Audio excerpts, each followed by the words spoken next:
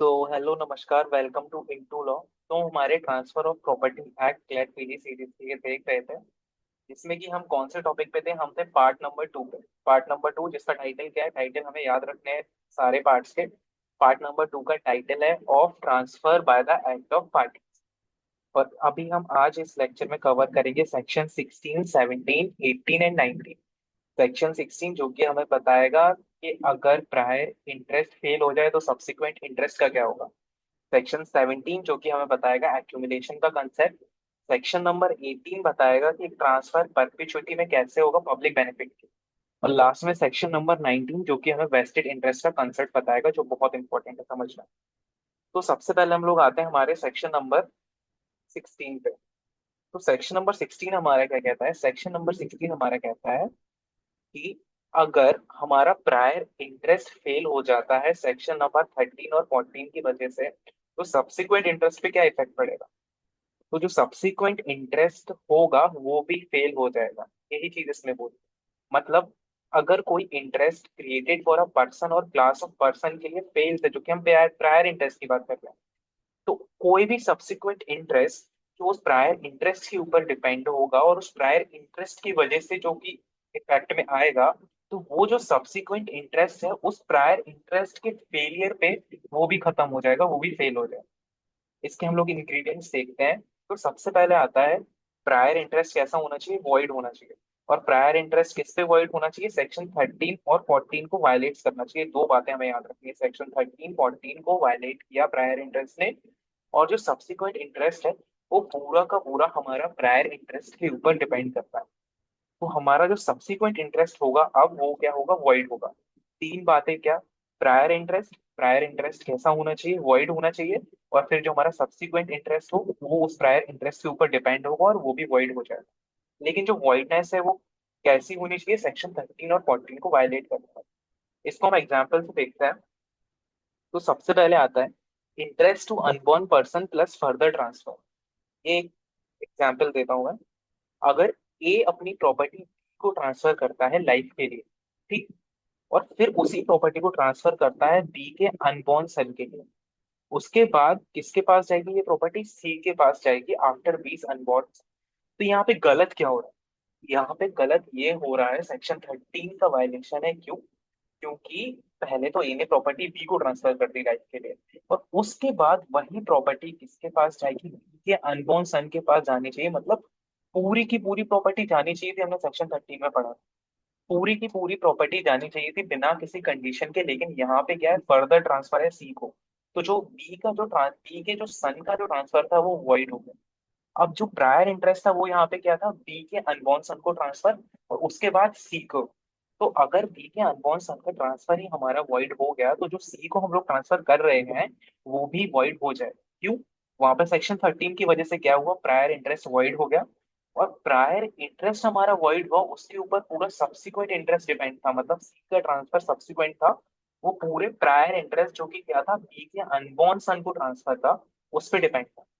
तो जो हमारा सी के लिए हम लोग प्रॉपर्टी ट्रांसफर होने वाली थी वो भी वॉइड हो जाएगी। हम लोग दूसरा एग्जांपल देखते हैं। अगर हम लोग किसी क्लास को ट्रांसफर करते हैं, तो ए क्या करता है, अपनी प्रॉपर्टी कहता है कि बी के बच्चों को पूरी प्रॉपर्टी मिल जाए, लेकिन कंडीशन क्या लगाता है, who will be born after 21 years from the date of transfer. ये जो 21 ईयर्स का कंसेप्ट है ये तो वॉइड है। क्यों, क्योंकि हम लोगों ने पढ़ा था परपेचुइटी में ट्रांसफर में क्या था, 18 years plus life time of the transfer, जिसको किया है ट्रांसफर। तो इस कंसेप्ट में हम लोग देखेंगे कि 21 ईयर्स का जो टाइम पीरियड है वो तो वॉइड है। तो इसी वजह से जो ट्रांसफर है वो क्या होगा, वॉइड होगा। क्यों, यहाँ पे प्रायर इंटरेस्ट जो था 21 ईयर्स वाला वो वॉइड था, तो इसी की वजह से सब्सिक्वेंट ट्रांसफर होगा, मतलब बच्चों को, वो भी क्या होगा, वॉइड होगा। अब हम लोग देखते हैं हमारा सेक्शन नंबर 17। सेक्शन नंबर 17 हमारा क्या बताता है, डायरेक्शन फॉर एक्यूमुलेशन। अब एक्यूमुलेशन का कॉन्सेप्ट क्या होता है, एक्यूमुलेशन का कॉन्सेप्ट ये होता है, सपोज ए ने बी को प्रॉपर्टी ट्रांसफर कर दी, एक घर था या फिर एक रेंटल प्रॉपर्टी। और उससे जो रेंट आ रहे थे उसने उसमें कंडीशन लगा दी कि 2-3 महीने तक ये रेंट तुम मुझे देते रहना। अब जो रेंट वहां से निकल के आ रहा है, जो पैसा वहां से आ रहा है, उसी पैसे को हम लोग बोलते हैं एक्यूमुलेशन। तो यही कंसेप्ट है एक्यूमुलेशन। मतलब एक ऐसी डायरेक्शन जो कि प्रॉपर्टी के ट्रांसफर के साथ अटैच्ड है, जिसमें क्या होगा कि जो इनकम प्रॉपर्टी से जनरेट हो रही है वो पूरी इनकम एक जगह पे सेव कर ली जाएगी और लेटर ऑन उसको डिस्ट्रीब्यूट किया जाएगा। ये सिर्फ एक्यूमुलेशन का कॉन्सेप्ट है।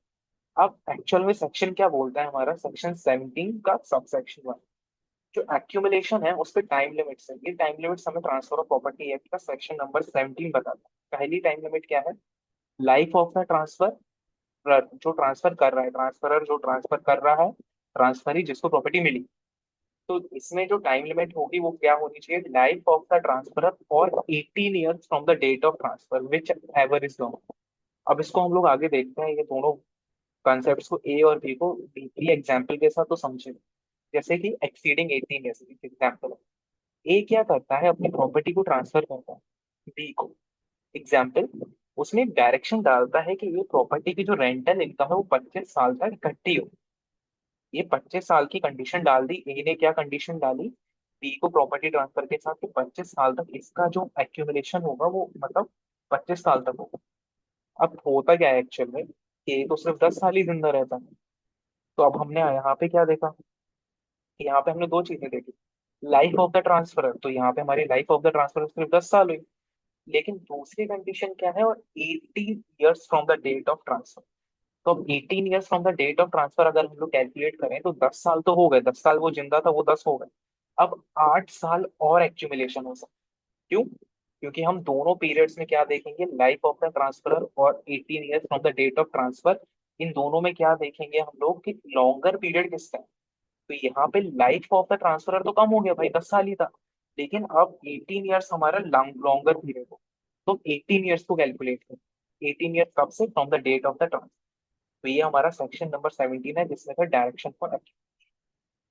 अब इसमें कुछ एक्सेप्शंस भी दिए गए हैं। एक्सेप्शंस का मतलब क्या है यहाँ पे, मतलब जहाँ पे एक्यूमुलेशन अलाउड है लॉन्गर पीरियड के, पीरियड हमने अभी देखे दो, लाइफ ऑफ द ट्रांसफर और 18 years from the date of transfer, जिसमें जो भी ज्यादा पीरियड होगा उसको हम लोग ले लेंगे। तो अगर हम लोग ये देखते हैं कि ये रूल किस एक्यूमुलेशन के ऊपर अप्लाई नहीं होगा, तो सबसे पहला क्या है, paying debts of the transferor और एनी बेनिफिशियरी, मतलब ट्रांसफरर की डेट हो गई और कोई भी बेनिफिशियल इंटरेस्ट है उसमें ये अप्लाई नहीं करेगा। दूसरा क्या है, मेकिंग प्रोविजन फॉर चिल्ड्रन और रिमोटर इशू। तीसरा क्या है, प्रिजर्वेशन और मेंटेनेंस ऑफ प्रॉपर्टी। तो ये तीन कंडीशंस हमें याद रखनी है। पहली क्या, डेट्स को पे करना किसकी, ट्रांसफरर की, और एनी बेनिफिशियरी किसका होना चाहिए, ट्रांसफरर का। दूसरा क्या है, making provision for the children और रिमोटर इशू। तीसरा क्या है, प्रिजर्वेशन और मेंटेनेंस ऑफ द प्रॉपर्टी। ये तीन चीजें हमें देखनी पड़ेगी। अगर ये तीन चीजें हैं तो हमारा जो एक्यूमुलेशन का टाइम पीरियड है वो इनके ऊपर अप्लाई नहीं होगा। तो ये था एक्यूमुलेशन का टाइम। अब हम लोग देखते हैं सेक्शन 18 क्या कहता है। सेक्शन 18 बोलता है transfer in perpetuity for benefit of public. ये टर्म तो हमें कहीं सुना हुआ लग रहा है, ट्रांसफर इन परपिचुइटी। तो ट्रांसफर इन परपिचुइटी हमने पढ़ा था सेक्शन नंबर 14, जो स्ट्रिक्टली प्रोहिबिट करता है क्या, कि ट्रांसफर परपिचुइटी में हो ही नहीं। तो ये सेक्शन तो उसके अगेंस्ट में आ रहा, इस सेक्शन को हम लोग उसका एक्सेप्शन लेंगे। क्यों? क्योंकि ये एक एक्सेप्शनल सिचुएशन में वर्क करेगा। वो एक्सेप्शनल सिचुएशन क्या है, वो एक्सेप्शनल सिचुएशन है for the benefit of the public. तो ये तीन सेक्शंस का एक्सेप्शन है, 14, 16 एंड 17। तो transfer to the public benefit can be perpetual, और सेक्शन 14, 16 और 17 के एक्सेप्शन की तरह ये काम करेगा। लेकिन कब कब, जब इन सारी चीजों की बात होगी। पहली क्या, रिलीजन, अगर कोई टेम्पल वगैरह बना रहे हैं, चर्च वगैरह कुछ भी ऐसा बन रहा है।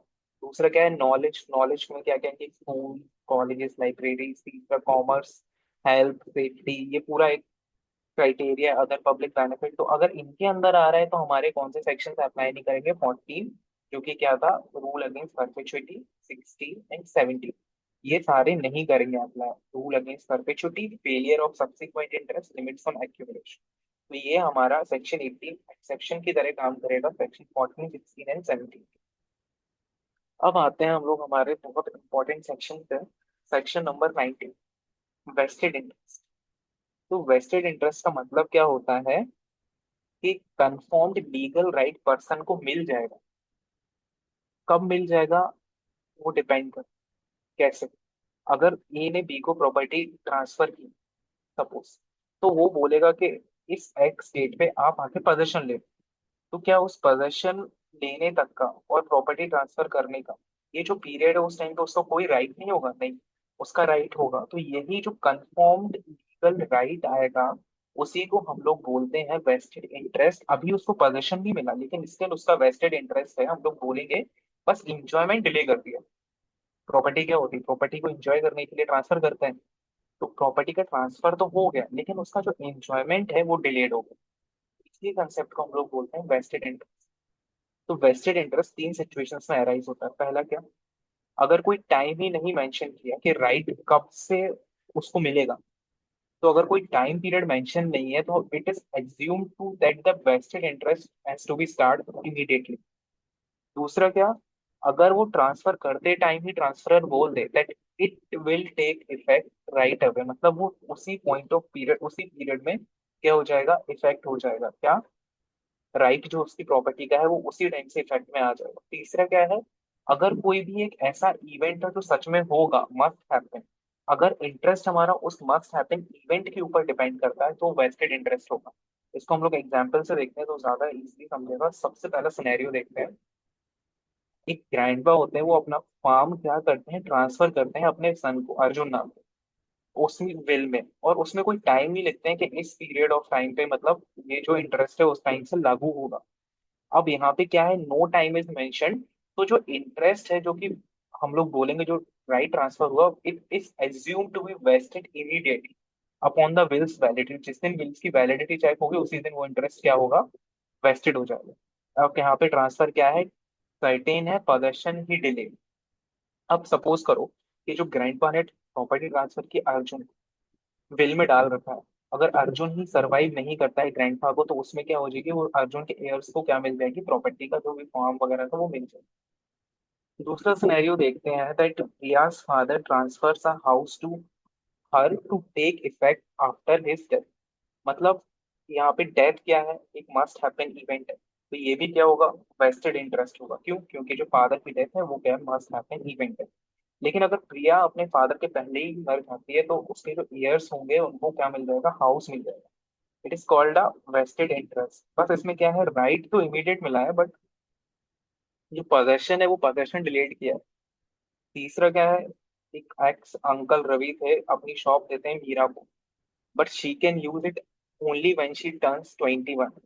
तो यहाँ पे क्या है, पोस्टपोनमेंट क्या है, 6 साल का पोस्टपोनमेंट है जिसका इंजॉयमेंट का है, इसलिए ये वेस्टिंग को प्रिवेंट नहीं करेगा। यहाँ पे भी हम लोग क्या बोलेंगे कि राइट क्या है, वेस्टेड।